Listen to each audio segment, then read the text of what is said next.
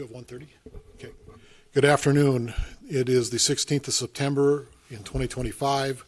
We're in the Mandan City Hall, the Ed Bosch Freilich Meeting Room. This is the Bismarck-Mandan Metropolitan Planning Organization Policy Board meeting. Before we start, we'll have the Pledge of Allegiance.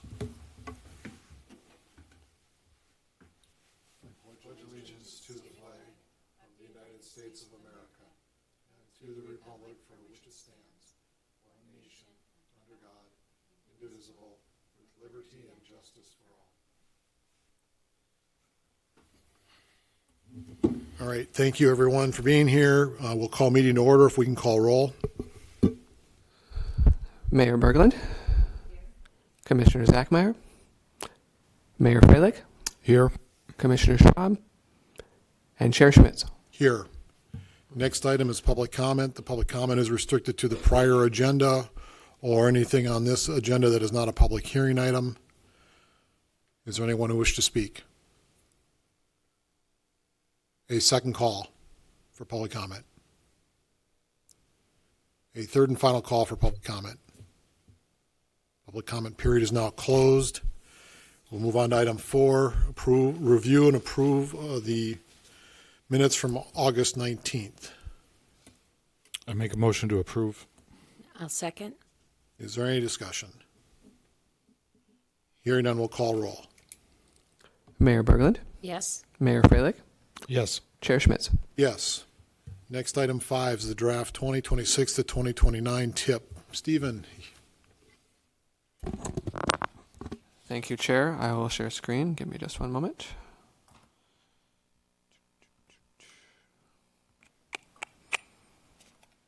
Okay, so this is Exhibit A in your packets. The MPO has developed its draft 2026 through 2029 Transportation Improvement Program, showing federally funded projects in the region scheduled over the next 4 fiscal years, and including other relevant information about transportation funding in our MPO area.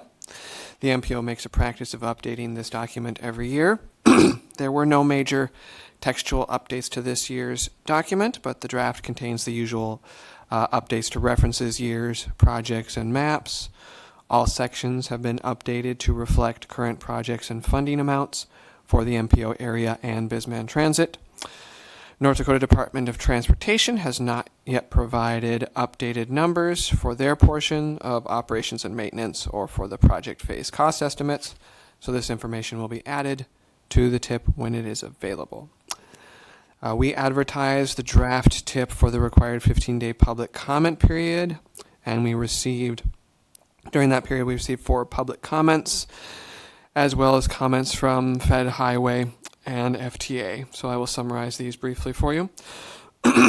First, we received 2 comments from a member of the public. One of these mentions that the road surface in the area around the state capitol, due to the construction of the new lab building, has been very challenging for users of Bismarck Transit's black bus route, and she is hopeful this will soon be repaired.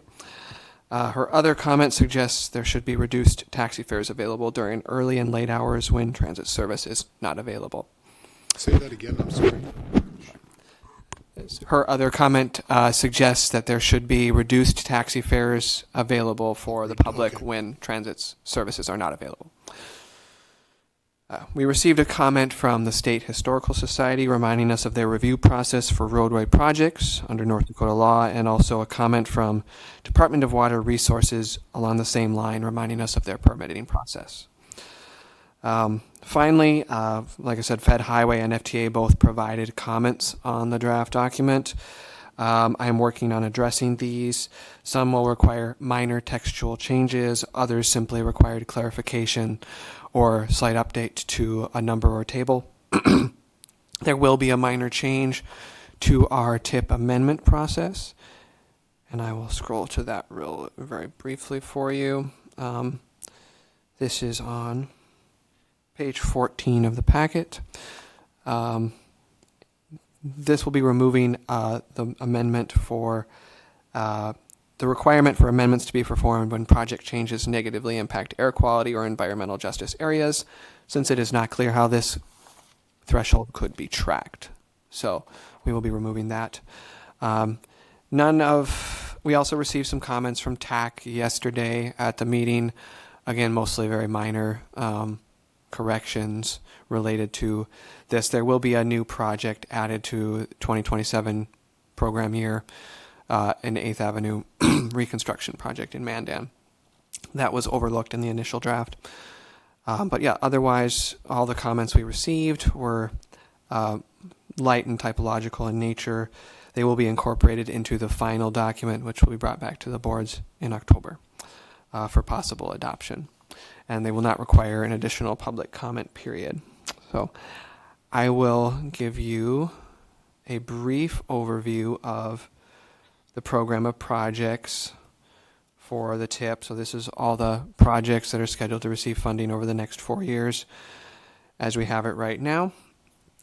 Beginning in 2026, our in-year, Bismarck is going to be doing a safety project, 19th Street and Century Avenue turn lanes reconstruction, 1.4 million estimate for the cost.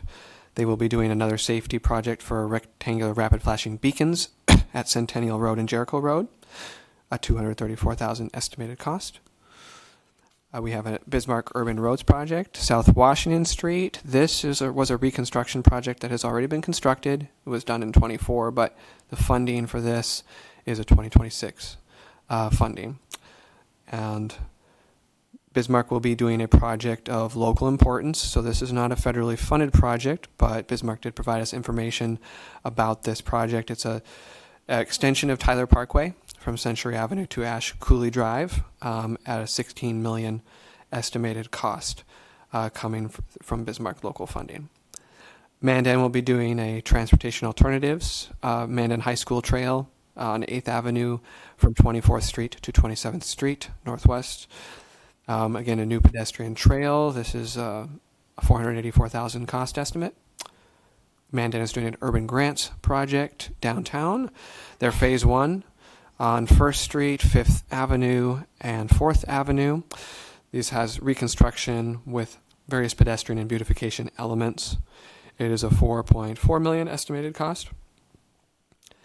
DOT will, this is a project that will be removed. It was mistakenly included in the TIP, so that first bridge project is going to be struck from the final version. But next up, DOT will be doing an urban regional Bismarck Expressway from Main Avenue to the end of the asphalt for microsurfacing. They will also be doing another microsurfacing project on Expressway from 12th Street to Main Avenue, a microsurfacing on ND 1804 in Bismarck from Expressway to 48th Avenue. These 3 projects, the costs are listed in the program. DOT is doing a bridge project, several bridge projects, one 2 miles west of US 83 North, 2 on the westbound and eastbound lanes at the bridge 5 miles east of ND 25 on I-94. So those costs are around $500,000 apiece for those bridge projects. DOT will be doing a rural project on ND 1804 along various locations on this highway for culvert rehab, $775,000 estimate. They are also doing a statewide ITS or Intelligent Transportation Systems Equipment Maintenance project. This includes 3 I-94 locations within the MPO area and is listed as $1 million statewide cost. And finally, for 26, Lincoln Park District just received a Recreational Trails Program award to do a gravel pathway on 66th Street along 66th from Santee Road to just south of Humbert for $129,000 estimated cost. Are there any questions from the board on 2026? Any questions? Then we'll move right along to 2027. That beginning with a safety project on Bismarck's Washington Street and Bowen. This is Washington Street and Bowen Avenue, the intersection, to remove the existing traffic signal, install a raised median island and RRFB crossing for $140,000. Bismarck will be also doing an urban grants project on Front Avenue, 3rd Street, and 5th Street, various extents to that, mill and overlay, and a number of other pedestrian and beautification improvements. This is a $3 million estimated cost. Bismarck was just awarded a transportation alternatives for the Sunrise Trail extension from East Century Avenue to Sunrise Park, $591,000. Mandan was also just awarded a Transportation Alternatives Project, 3rd Street Southeast, to extend the sidewalk from 6th Avenue to 3rd Avenue. This is $254,000. DOT will be leading a rural project on ND 1806 from I-94 north approximately 10 miles, a chip seal coat for $650,000. DOT is doing an urban regional on Bismarck's 7th and 9th Street for concrete pavement repair from Broadway to Front and from Main Avenue to Front. They will be doing a pair of projects for concrete pavement repair on State Street and Boulevard Avenue. Those projects are tied together, and the cost estimates are in the program. Mandan is on Mandan's 1806, there's an urban regional project from 3rd Street to 19th Street Southeast for mill and overlay at about $2.2 million. Then DOT will be doing a bridge project on I-94 4 miles west of US 83 for spall repair, $27,000, minor project. They will be doing a safety project on Expressway and Main Avenue to reconstruct turn lanes and make improvements to the traffic signals at that intersection for $934,000.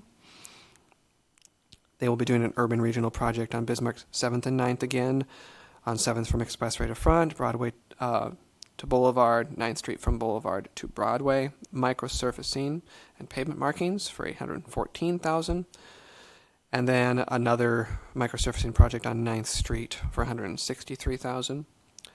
There is a bridge project for DOT 2 miles east of Mandan, ramp next to Memorial Highway interchange. That is $175,000 for structure paint on that bridge. And then they have a number of paired bridge projects here, 2 on the Memorial Highway interchange, east and westbound, and 2 at the Burlington Northern Railroad overhead separation, or excuse me, 1 at the separation. These are all structure paint projects. And then there's also some structure repair projects on bridges 5 miles west of US 83 and 3 miles west of US 83. The costs are listed in the program. And finally, there is some work scheduled for Memorial Bridge between Bismarck and Mandan, deck overlay structure paint, and other minor repairs. This is listed at $6.5 million for the program. Are there any questions on 27 from the board? Any questions? Go ahead. Thank you. 2028, right into that. Bismarck is doing a safety project, FY28. This is at the Divide Avenue and Tyler Parkway intersection on the I-94 eastbound ramp. This is for pavement marking, signage, and left turn lane realignment for $80,000. Bismarck will also be doing an urban roads project, South 12th Street and Burley Avenue. This will be mill and overlay, $942,000. DOT is heading a safety project, Yagan Road and University Drive. Intersection, this is intersection lighting, $165,000. There's also an urban regional on Bismarck's Expressway from Washington Street to 26th Street. And following up on that, the South Washington Street and Denver Avenue intersection. This is all traffic signal work. The projects combined are around $6 million in cost. DOT will be doing a number of bridge projects. So we have a paired bridge projects at the Hay Creek Railroad bridge location, 2 at the Collins Avenue overpass, 2 at the Mandan Avenue Refinery Road interchange, 4 at the Mandan Avenue Refinery Road interchange. East and westbounds project cost range from about $140,000 to about $394,000. And finally, there is one more bridge project 3 miles west of US 83 eastbound, structure paint, $324,000. So a lot of bridge projects in 2028. Any questions from the board? Go ahead. On the third item, the safety for Yagan Road and University Drive, that's installing the intersection lighting. Is that stoplight or is that pole lighting?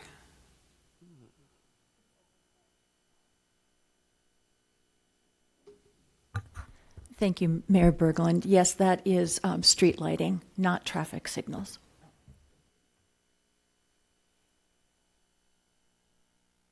Any other questions? Okay, continue, Stephen. All right. Well, then concluding with 2029, there's a Bismarck Urban Regional Project, 7th and 9th Street, the intersections of 7th and Boulevard and 9th Street and Boulevard. This is traffic signal work for 1.1 million estimated. I believe that is actual traffic signal replacement. Then Bismarck's is doing a safety project at Lincoln Road and Yagan Road. This is the construction of a roundabout, estimated $3 million. Mandan will be doing urban roads, Mandan Old Road Trail from 40th Avenue Northwest to 56th Avenue. This is reconstruction, estimated $5.6 million. And then there will be drainage improvements at the 1806 6th Avenue Northeast Railroad Underpass in Mandan, again estimated $5.6 million. DOT will be leading urban regional in Mandan on I-94 business from the west urban limits to ND6. This will involve selective grading and widening of the roadway, $1.6 million estimated. Mandan will be doing a rural project, again, selective grading and widening from Junction Old 10 to the west urban limits, $7.1 million estimated. And then we have several rural projects to conclude the program. We have two rural projects northbound and southbound on US 83 from 57th Avenue Northwest to Wilton, about $1.3 million apiece. We have a project on ND6 from Junction 21 to Hart River in Mandan. Again, chip seal coat, $1.6 million. On ND25 from Junction 994 to Junction 48 in Center, estimated $1.9 million. And finally, a chip seal coat from near Fort Rice north to the Mandan limits on 1806. And that is $1.8 million estimated. So that concludes our program of projects. Are there any questions from the board? Any questions? Okay, doesn't look like it, so. Yeah. Oh, go ahead. Stephen, could you describe a little more, excuse me, the Mandan project? Junction Old 10 to West Urban, $7.1 million. I would have to investigate the specifics of the project. I believe that this is all some selective grading. I believe, if I remember from TAC yesterday, is we weren't 100% sure what that means. It's a DOT's terminology, but the DOT engineer wasn't sure what it was referring to exactly. We think it means that they're doing grading as needed on the roadway, that not the entire roadway will need to be graded. There'll be some selective widening done along that route as well. It's kind of tied in with with other rural projects that are doing some work on those roadways west of Mandan. We can certainly investigate for you after the meeting and get you some more details on that project. Thank you. Anything else? All right, go ahead or tell us what you need next. Thank you. Just to conclude, I should be able to. And we'll just present briefly on the maps at the end of the document. Just to note that we do have all these projects mapped, included in the 2026 year, gets its own map, and then the out years have a map. And then we also have a couple of maps where these projects are overlaid against relevant minority populations. And that kind of concludes the presentation of the draft tip. And like I said, there will be some minor changes and updates made to the document per the comments we received, but nothing substantial. You will be seeing this document again in final form next month, but we would be looking for a motion today to approve the draft. Okay. I'll make the motion to approve the draft 2026-2029. Second. Is there any discussion? Hearing none, we'll call roll. Mayor Berglund? Yes. Mayor Freilich? Yep. Chair Schmitz? Yes. Next, item 6, the Fringe Area Road Map Master Plan. Stephen, this is a approval of a consultant, is that correct? Yes, that is correct. I'll be up in just a second.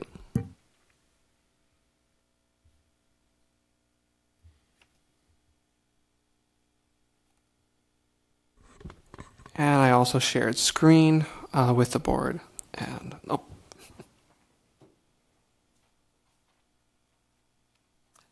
forgot my notes. The MPO held interviews for the Fringe Area Road Master Plan update on September 4th, 9th, and 10th of this month. 4 firms were interviewed. There was KLJ, SRF, Bolton and Mank, and HDR. So the selection committee consisted of representatives from all 5 MPO jurisdictions, so the counties and the cities, and I served as the moderator. The voting was close, but the selection committee has promoted Bolton and Mank as a preferred consultant for this project. So I enjoyed the interview process. Everyone did a really great job during the interviews and with the presentations. It was a hard decision, but we will be requesting of the board today approval of Bolton and Mank as the selected consultant and permission to pursue contract negotiations with them. The MPO would execute the contract after legal and NDDOT review. On the screen there is a copy of the QBS letter. This is provided to you for informational purposes. It simply certifies that the MPO has complied with DOT's qualifications-based selection requirements for the consultant selection process, and a copy will be signed by the chair after the meeting. Are there any questions? Any questions? Policy board members, what are your wishes? I'll make the motion to approve the consultant. And I'll second. Is there any discussion? Hearing none, we'll call roll. Mayor Berland, Yes. Mayor Falick, Yep. and Chair Schmitz. Yes. Item 7, the 2025 Safety Policy Study. Is Luke on? I'm on, Chair Schmitz. Can you hear me all right? Yes, go ahead. Thank you. Yes, thank you. I'll keep this brief. We're marching forward with the safety policy study. We have an important meeting next week with the local technical staff making up our steering committee for the project. Next week, we'll be going over a few things of importance, and that includes public engagement update. We met with a few more stakeholders since last time we met with the steering committee. We'll be going through leadership commitment and goal setting for the plan. We'll be discussing some refinements made to the safety analysis and some of the key themes that we have seen in the trends across the planning area. And then we will be looking and diving into some of the specific characteristics of the high injury network. So what types of roadways, what types of crashes are leading to severe or serious injury, fatality. And then we will be at a high level diving into the initial comprehensive list of strategies. Those are engineering type strategies. We may get into a little bit open discussion about non-engineering strategies, and then specifically discuss how we might recommend making decisions for local jurisdictions. For example, their toolbox may change if we're looking at a local street versus a principal arterial or an arterial roadway. It may change by speed limit, ADT, things of that nature, or the type of crashes that are occurring, if it's from people walking and biking, or if it's mostly people driving. So we're getting down to the wire here. We will be looking at a draft report. It's coming together pretty quickly, but a draft report early November at the latest. And so things are coming together. We're working with the steering committee, and you should see a final draft and public comment period in December. So coming up pretty quick here, which is hard to believe, but that is my update. I'd be happy to take any questions you might have. Are there any questions? Thank you, Luke. Yep, thank you. Okay.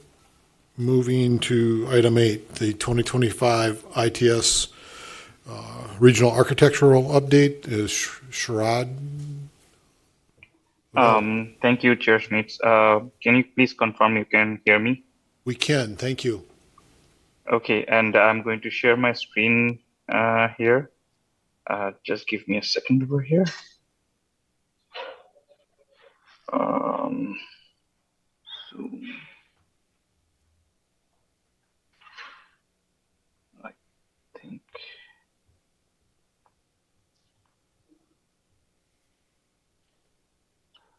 I believe you still cannot see my screen.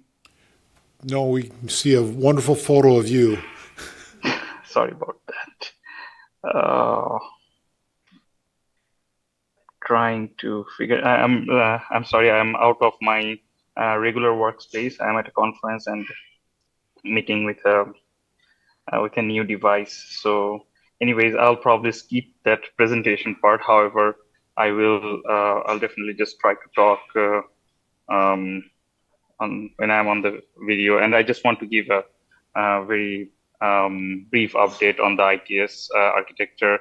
First of all, thank you, and thank you and all the honorable member of the policy board.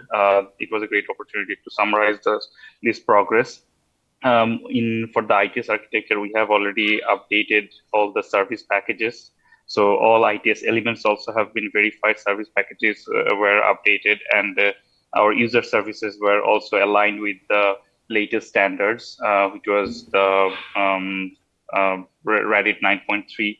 And it had been possible because of the support of the MPO and also the strong collaboration among the agencies.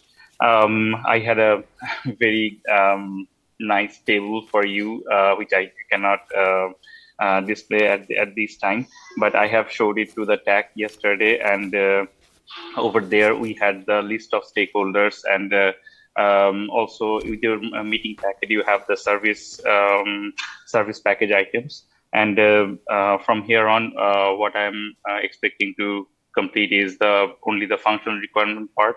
So I'm going to send a copy of those to all the stakeholders, where we will have the user needs, where user needs is talks about all those ITS elements and what are the capabilities of those ITS elements that should be to be deployed in your region. And there will also be I'll be talking about the functional requirements, which will essentially talk about all those out of all those capabilities for each of those ITS elements, how much are actually being utilized for the region. So we have already identified all those, and I'm going to send a review packet for for the stakeholders, so that they can confirm that these are the correct information, and which will go into the final output for these ITS update. However, this year we have decided to add a new item to our ITS report, and that is some additional suggestions. So when we were having those meeting with the stakeholders, we have identified that there are certain challenges in terms of interagency coordination. So when all those ITS systems work very well for each agency, when it comes about data sharing, there are some specific challenges that they face, and those issues mainly arises from the new network security protocols that has been introduced by the state IT department, and obviously those protocols are over there to protect the sensitive data and ensuring the compliance with the cybersecurity regulations. And we fully support their intent and recognize the importance of that. However, that implementation definitely made the approval process a little bit complex, even for routine data exchange. So therefore, we believe that this can be a very good opportunity, not a setback, by working collaboratively with the state IT department. We can definitely explore a policy level adjustment or process some streamlining that will maintain the security while enabling the efficient interagency collaboration. So I'm going to propose a task force or for a group discussion, which this group will review the current protocols. They will identify the operational. They will pinpoint the operational strategies and recommend balanced solutions that will align both security and service delivery goals. So those are the things that that will be coming, and that's actually all the update that I had for the ITS architecture. Any questions? Thank you. Thank you.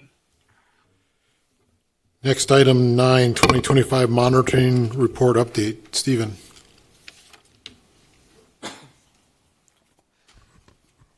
Thank you, Chair. Very, very brief. The MPO and HDR are continuing to work on the draft monitoring report document. We have made good progress. I have been reviewing the first draft of the document this week, and we will be working on editing and finalizing that document and on training and preparing MPO staff to keep those updates in-house in future over the next few weeks. So if there are any questions, I'm happy to take those. Any questions? No? Thank you. We can move on to number 10, TIP administrative modifications. Thank you, Chair.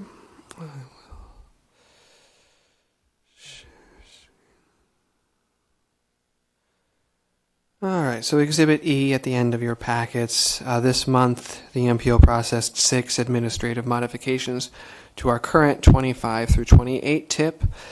Last month, at DOT's request, we moved 12 projects, 6 from funding year 27, 6 from funding year 2026, into 2025 in case additional funding came available to DOT because of the August redistribution that happens at the end of every federal fiscal year. We received word from DOT that 6 projects moved from 27 are going back right away into 2027, as they will not be part of that 25 funding. These include an urban grants project in downtown Bismarck, a microsurfacing project in Bismarck, 3 concrete repair projects in Bismarck, and a mill and overlay project in Mandan. And the details of that are in the program of projects included with the exhibit. Are there any questions? Any questions? Guess we knew this was coming last month, so no surprise. I expect there will be more to come. Thank you. Yep. Moving to item 11, Big Sky Rail, government partner program. Go ahead, Kim. Thank you, Chair Schmitz. Members of the board, Big Sky Passenger Rail Authority, or BSPRA, held their 4th annual conference in Livingston, Montana on September 8th through the 10th.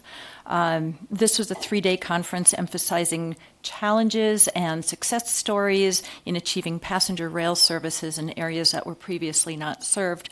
Also, we had heard about the benefits that passenger rail has brought to these areas, and attendees and panelists shared what benefits passenger rail could bring to their communities and residents.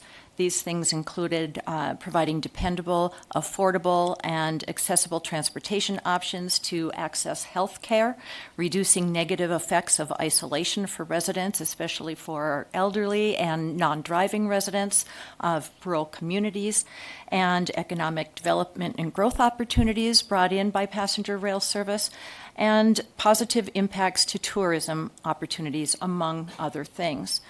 Now, in conjunction with this 4th annual conference, the very first government partner program workshop was held, and that was the reason that I attended this conference, since we are government partner program members for the year of 2025. There was a keynote address that was given by John Robert Smith. He's quite a renowned advocate for passenger rail transportation. He is currently with the Transportation for America. He was a former 16-year mayor from a small town called Meridian, Mississippi. And the advent of passenger rail through their region and what it brought to that small town of 33,000 some people is just short of amazing. It turned the town into a far south cultural and arts epicenter and destination. His story was very inspiring and uplifting, and his can-do attitude was quite contagious, I think.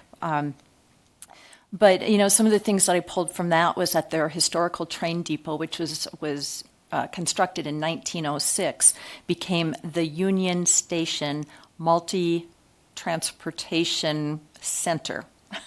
It served passenger and freight rail. It served public transportation services such as transit, and also a number of other multimodal transportation options from that hub. This multimodal center was likened to another success story in the nation, and that is the Union Station of Denver, Colorado, which was a historical train depot that was allowed to fall into a real dilapidated state of disrepair, to the point where the community shunned it. It was just known as a bad place to be, not a good area, stay away from it. And it was very near being demoed when it was resurrected and turned into not only a functioning passenger rail station, but also a gathering hub for the community with events and all kinds of things going on. And it's just revitalized that entire area of town. So again, another very inspiring success story based on what passenger rail can do for our community. We also heard from Knox Ross. He's the chairman of the Southern Rail Commission. He and his commission are basically credited with connecting the South with passenger rail service. They formed a tri-state agreement between the states of Louisiana, Mississippi, and Alabama to provide passenger rail service from New Orleans to Mobile. And the state DOTs of Mississippi and Louisiana supported this, both in fact and in funding.